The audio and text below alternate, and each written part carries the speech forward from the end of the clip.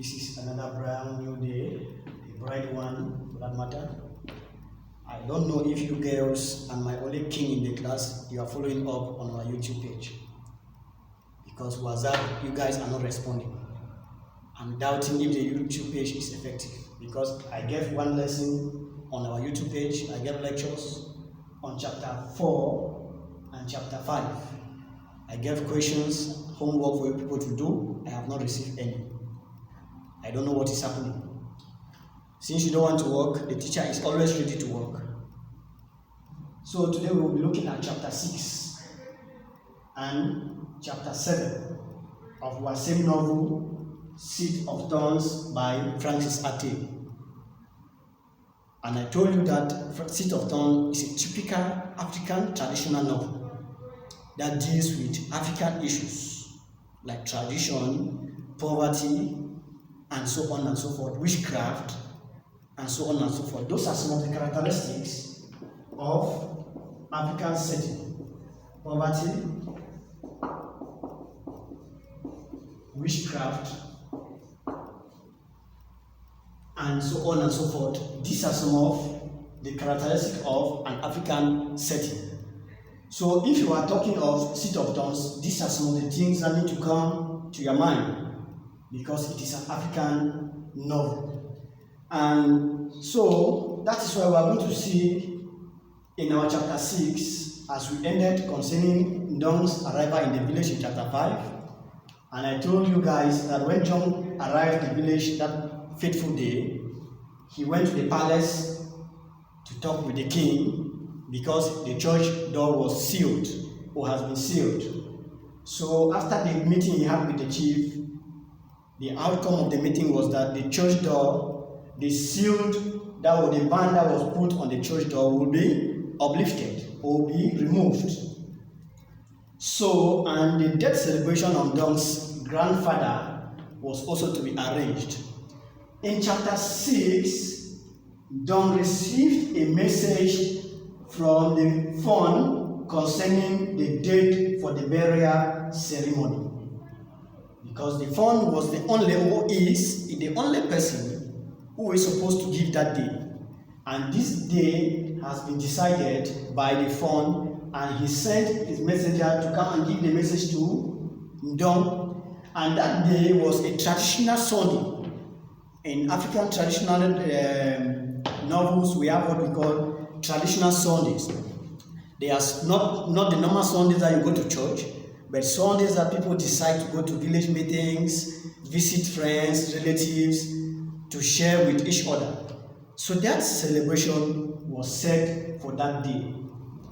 Coupled not only the burial ceremony, but the chief or the Fon also decided that he needs to be baptized. What a surprise. Remember, he wants to be baptized because of what Ndong has been doing. Ndong took upon himself to be going to his village or to the palace each and every week or day to preach the good news of the white man God. So with what the Fon or what Ndong has been telling the Fon concerning the white man God, the Fon realized that the white man God can be blended with the traditional gods that they have. And you know some of their traditional gods, they have stones that they worship, they have chairs that they worship, and so on and so forth. So they finally realized that these gods, their traditional god, can match or work with with the white man God, which is the Almighty God. That is why the Fon decided to give a try to the white man God and decided to be baptized. My dear students, it was a surprise. The whole village, the whole parish, the whole country, they were talking about this baptism of a Fon. Because it is a one in kind in the history of that said village, the Com village. The Fon was not the only one to be baptized. Remember, he was to be baptized with his wives. The Fon had or has almost 20 wives. What is our Bible saying concerning polygamy? That is our bone of contention.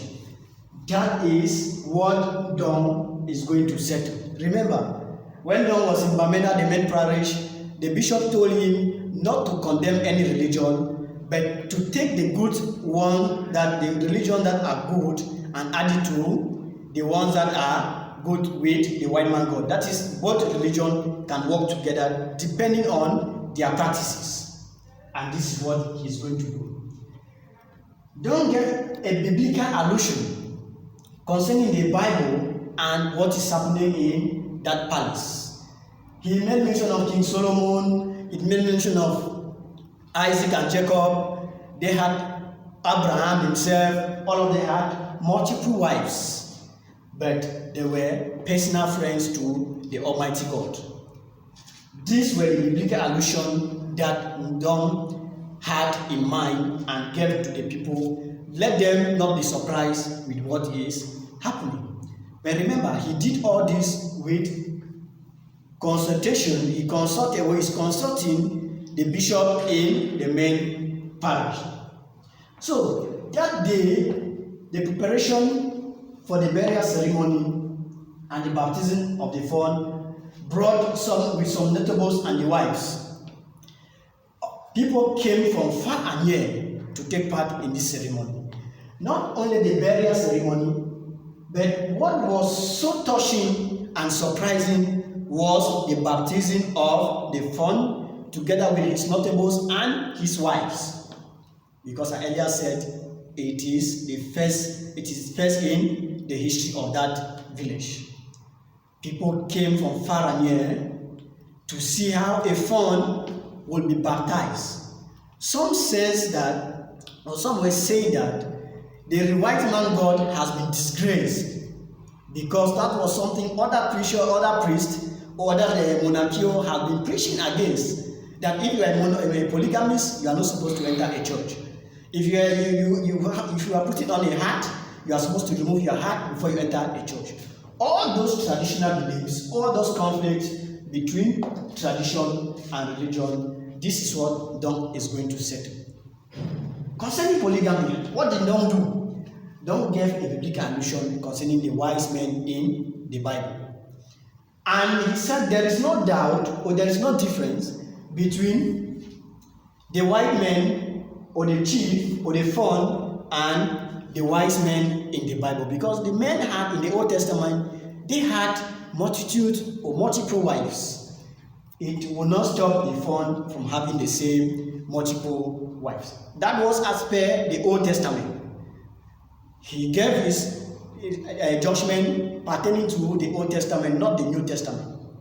Now, because that is what the Old Testament is saying, but we are not talking religion here. I'm only blending literature or literal writings with religion or Christianity.